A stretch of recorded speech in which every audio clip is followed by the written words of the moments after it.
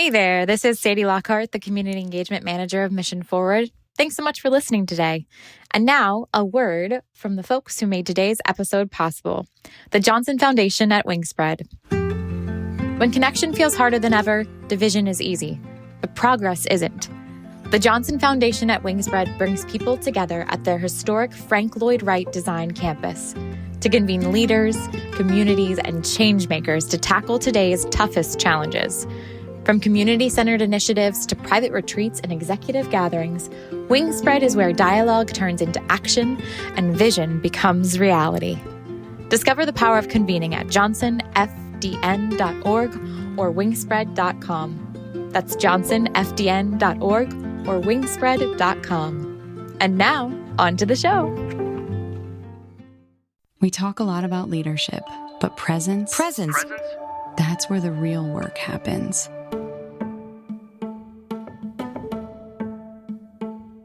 Have you ever thought about leaving the place, the job, the people you love in order to say hello to something new? Or feeling like you need a fresh start, having accomplished all you believe you can in the place that you've been? Maybe you're feeling the need to stay grounded, planted, very firmly rooted, wanting to make the most of that space between coming and going. Well, my friends, this is what we are exploring on Season 11 of the Mission Forward podcast. It's a theme that touches every one of us, whether we're leading an organization, guiding a team, or navigating personal change. We are talking about hellos, goodbyes, and the sacred space between. Over the course of this season, you will hear from people who have made bold decisions to leave familiar roles in search of something more aligned. You'll hear from people who have recently stepped into new opportunities with courage and curiosity and heart. And you'll hear from those who have intentionally chosen to stay, practicing presence in a world that constantly calls us to move. I'm Carrie Fox, and welcome to Mission Forward. Hellos, goodbyes, and the sacred space between.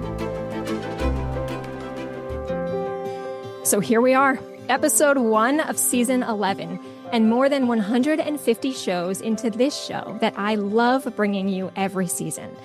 This one, though, something tells me is going to be our best season yet. And I can't even imagine a better place to start us off than with this show. This idea of leaving, the places, the roles, the jobs that we love, whether the choice is ours or not, whether we choose to say hello to and what we choose to say hello to is something I have seen so many of you wrestle with this year. You have asked me how to know when it's time and how to make sure you don't overstay your welcome. You've also questioned if starting something new later into a career is even possible. Those are questions I'm asking too. And while I am firmly planted right here, right now with you, I know this isn't the place I intend to be forever. So we're going to take some inspiration at the start of this season to hear from two exceptional people, an established nonprofit executive and a brilliant business owner who have decided to say yes to what's next, even without a full picture of what that might mean. Today, we're talking with Michael Pope and Elisa Pupko. I have known Mike for a few years through his role as executive director of the New York-based nonprofit Youth Represent, and I've invited them here to help document the start of a grand adventure. As Mike and Elisa prepare to leave New York City, Mike prepares to leave his nonprofit, and Elisa prepares to start running a theater company remotely as they embark with 2 kids on a year-long trip around the world.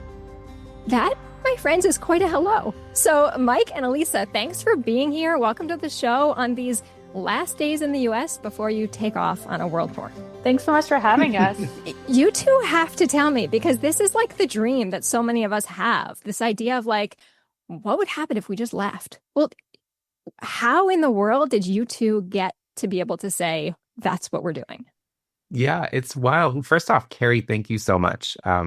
It's been a pleasure to work with you over these years, and it's I'm just very excited to be here and to have this conversation with you and Mission Forward, and just appreciate it so much. And it's actually wild that we're answering this question, because if you would have asked us, or we would have listened to this podcast a year ago, we would have been like, wow, those people are crazy. What are they doing? That would never be us, right? Like I think the idea is it's wild, frankly, that this is where we are. But through like a number of kind of like really intentionally stepping back and reflecting and jumping into the unknown. And we've been able to find ourselves in this position that yeah, we've kind of we're excited about this next phase and stepping into this adventure of stepping away from, for me personally, stepping away from my organization that I've been at for now 15 years, and jumping in with our two little kids, 3 and 7 years old, to travel the world for a year. So, Elisa, tell me a bit. You have a website. You do have a plan, right? You have this incredible plan on all these places you're going. Just give us a sense of what this adventure is going to look like. Yeah, I mean, we do have a plan, but as someone who is a type A planner, I very much want to have everything exactly planned out and laid out. But in our just regular travels as a family have taught us, and travel in general has taught me, you have to leave room for flexibility in your life, and especially travel, and absolutely especially travel with children and young children. So we have kind of our route that we plan to hit, the countries we want to visit, looking at the seasons we want to be there, the best seasons, not a rainy season, not height of tourist season. So that kind of helped us make our initial route. And we're not, we don't have all of our flights booked for the year. We don't have all of our hotels and Airbnbs. We really just have the first couple months laid out, but we built in a lot of flexibility because we don't know what it's like. We don't know if we want to stay everywhere for 5 days or 3 weeks. We might fall in love with the place that we're at and we want to stay there a little longer and we want that flexibility. We might get somewhere and the kids are having a blast and they made a really good friend and we want to stay there longer. So we have our plan, but we are very much walking into this knowing we've never experienced anything like this and we need to leave room to change as needed. I love that so much. So 2kids, oneworld.com. Yeah, can you believe that I got that URL? I was just more proud of that than anything. I think that's what you're most excited about. Yeah. So we can follow along, right? I mean, is that the hope that you've got people following along with you? Yeah, one of the things that honestly we really wanted, we're in New York City now, we're in Brooklyn. We love our home and we love our friends and we love our community, right? And so really for us, like we wanted an opportunity to stay connected and to bring people along with us as part of this journey. And we wanted just to document for ourselves like what this is going to look like, because it'll be a year in a blink of an eye and we'll be home again and wanting to reflect on all this. So we created a website, 2kidsoneworld.com, and we are, blogging and hoping to do weekly newsletters, mostly just to make sure that we're connected and with the community that we have and learning from folks on places that they're recommending that we go, and we can just continue to remain connected back here at home during the journey.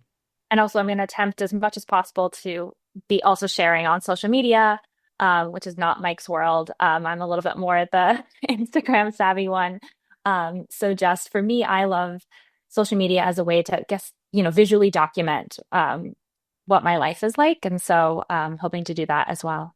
All right, so we're going to come back to that in a minute because you do have two beautiful kids who are part of this adventure with you. And I want to talk about what you hope they experience as part of this process.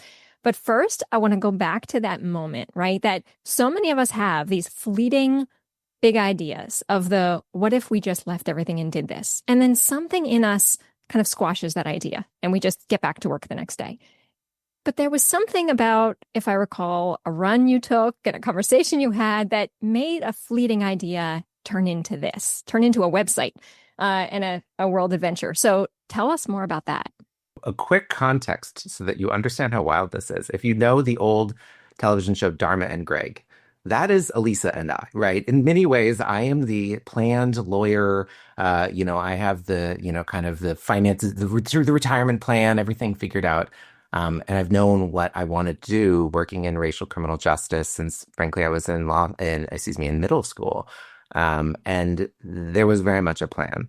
Elisa is an incredible musical theater actress and now founder of Treasure Trunk Theater. And So that's the context. In when we found ourselves maybe in October or November of last year, and I was out on a run, and I was approaching this 15 years as being at Youth Represent. It's kind of a significant milestone. Um, and I've been executive director for the past 5 years, and really reflecting on how incredible of a place it is and how strong of a position the organization is. And I was really just overwhelmed with pride and excitement about where the organization was. And then it came to me that like you said, those fleeting moments, I think of sometimes clarity, where I said, well, actually, doesn't that mean it's probably time for me to step aside, right? Like as somebody that is in this role, my job is to serve the mission and the organization and do everything I can to put that in front of um, anything, right? Like as a mission serving organization, that's our call and that's my call. And so this is particularly, I think, important for white folks that are leading organizations. And for me, a white person leading a racial justice organization, and really making sure that I'm balancing that tension between when is it time to step up into the work and when is it time to step aside. And I realized I wanted to leave this place I wanted to step away and say, like, you know what? It's in a strong place. And the next person, this is going to be an amazing job because that's what it is for me. And so I had this just realization that, like, you know what, maybe it's time to step aside. Maybe it's time to do the Seinfeld and step aside when things are going so well. And so I had that. And then I was like, wait a minute. We have these kids and they're 3 and 7 and they want to hang with us and they like us still and they want to be around us all the time. And I kind of want to be around them all the time. And so what would this look like if we were to travel the world? And so anyway, there's a long run. I get home, Elisa's working, and basically I say, like, hey, I had this idea. What about what about me quitting my job that gives us benefits and that I love, and we, travel the world for a year, take the kids out of school and homeschool them. And Elisa, you want to hop in? My first thought was, wait, I'm the big idea person, usually, the crazy idea. I'm the one who brought us to New York, first of all. But I said, go take a shower. We'll talk about this later. I needed some time to process because I was a little jealous that I didn't think of it, since that would typically be my role in the relationship. But also for me, I was in a place with my company. I had literally just signed my third commercial lease in Brooklyn for a third studio, which was going to open in January. We'd also just started pre-production for our first ever full-scale musical for older kids, which was brand new to the company. So I just launched two really big, new, exciting projects. And I had this moment of like, I'm really happy and excited about the things I'm building right now in Brooklyn. Like, I don't want to leave. But after reflection for me, travel for me has been a way to understand that there's always something more to experience in this world. When I was full-time working as an actor, I was very tunnel visioned. I didn't want to travel. I didn't want to, I missed family weddings and things because I was in a show or I didn't want to miss an audition. And so I became very tunnel visioned. And there's a brief period in our life where my brother, who's a pilot, gave us his pilot like flying benefits. So we could fly for like $100 anywhere in the world on a whim. We didn't have kids at the time. And I was the one who said, we're going to travel. We're going to take weekend trips to Australia, which we did because we can right now. And that when I started doing that and we had this like brief 1 year period where we were able to do that, it opened my eyes that I didn't need to be so hyper focused in my career and my life rooted in New York City. And so I had this moment of like, I'm so rooted right now in Brooklyn and I'm so excited and passionate about what I'm building here.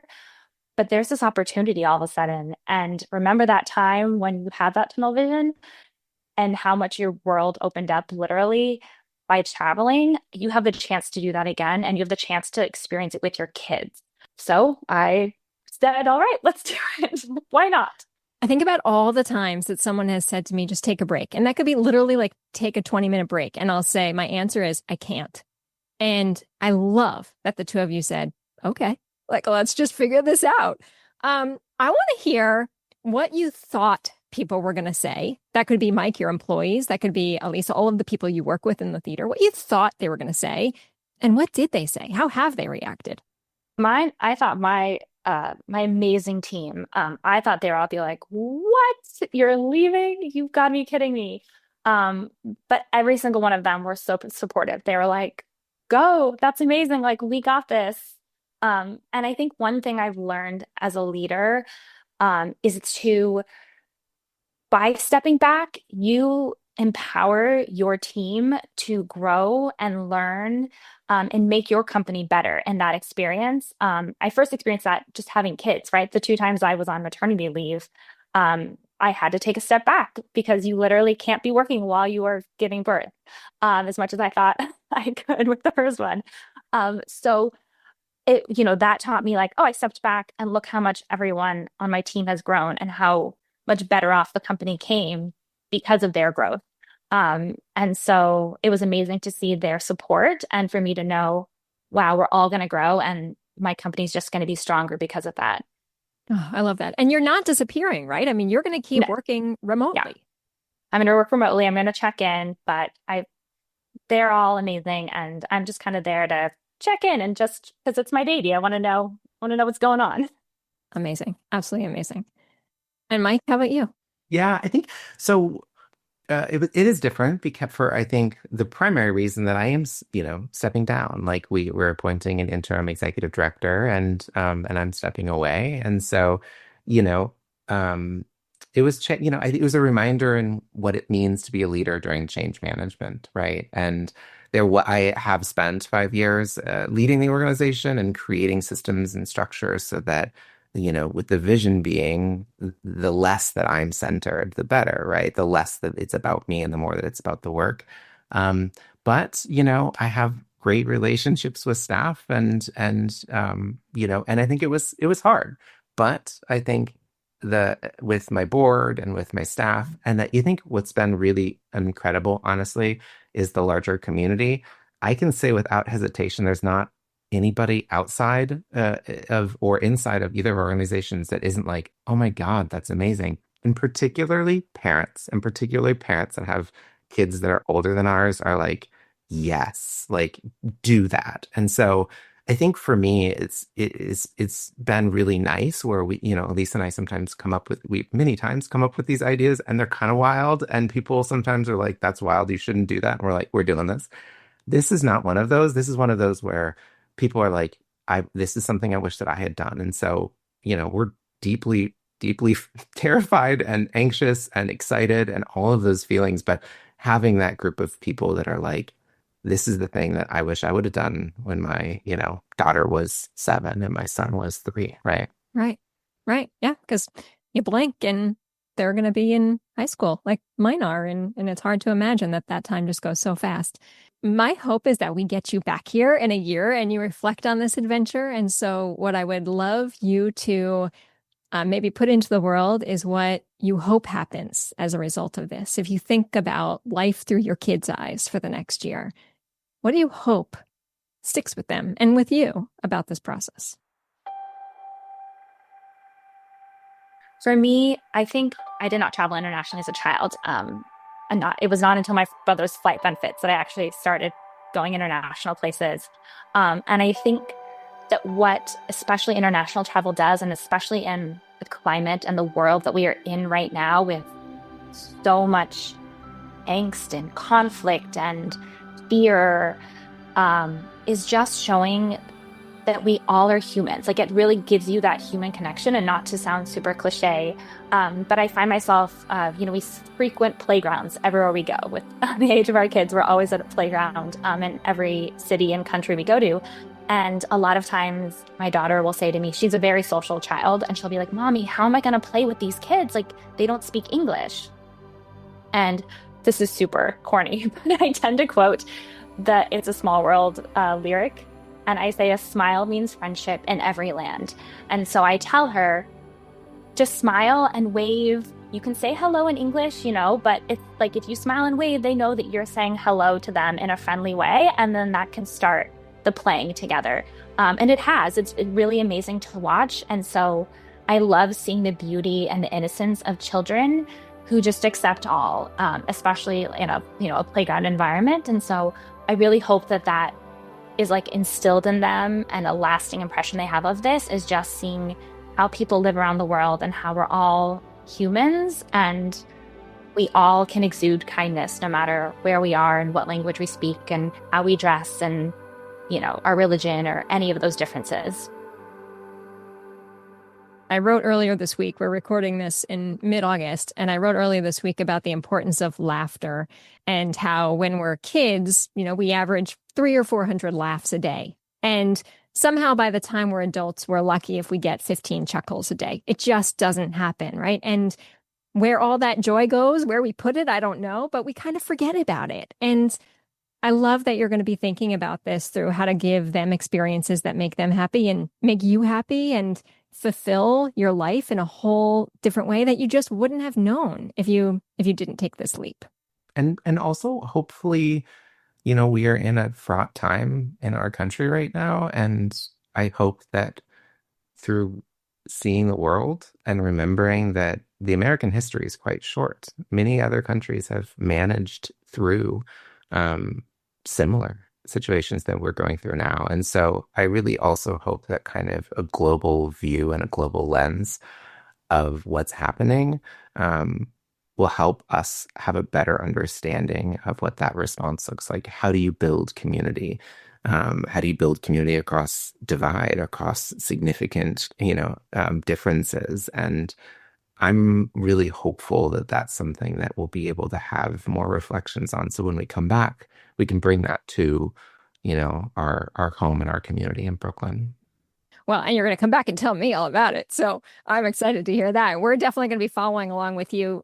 My girls have gotten really excited about this. So we're subscribed to your newsletter and we'll be tracking along and celebrating you. And we do have to wrap up, unfortunately, because you two have some bags to pack. So before we do, we're finishing every episode this season with some questions that let us just better understand you and have some fun in the process too. So I'll throw these out. You two get to decide which ones you want to take, or if you both want to take them, that's cool with me too. So do you say hello with a hug or a handshake? Hug. What's your favorite language to say hello in?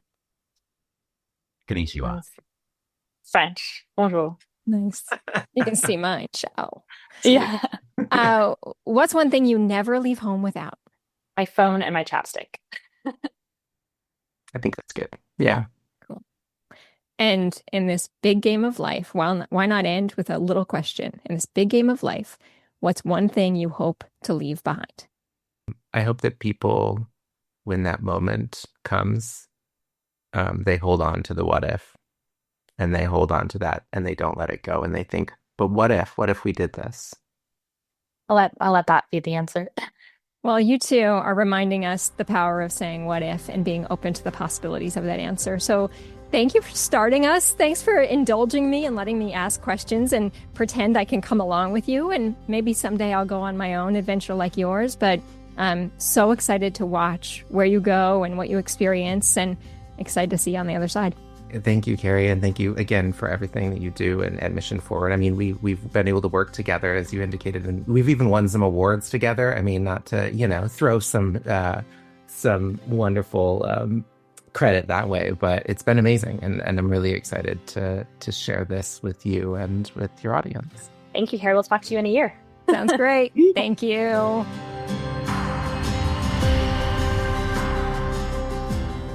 And that brings us to the end of this first episode in season 11. Am I the only one who wants to go back and listen to that entire show again?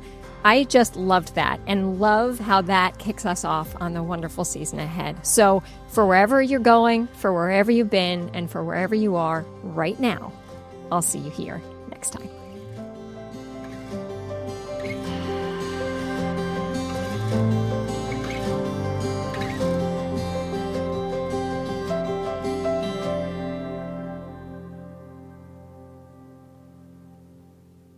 Thank you for listening today. And now a quick word from our sponsor, Positively Partners. Nonprofit leaders, when it comes to your organization's impact, the sky is the limit. But has HR become a limitation? As a leader in nonprofit HR solutions, our friends at Positively Partners are keeping the human in human resources with their signature service, Positively HR. Picture this: a fully outsourced HR provider who understands your unique needs and acts as an extension of your mission-driven team, freeing up your team's time and talent to focus on, you guessed it, moving your mission forward. With a 100% renewal rate among current clients and 95% of requests resolved within 24 hours, Positively HR saves you time, money, and compliance headaches. Let Positively HR lead on human resources so you can lead your mission forward. Say hello to a better HR solution at positivelypartners.org. That's positivelypartners.org.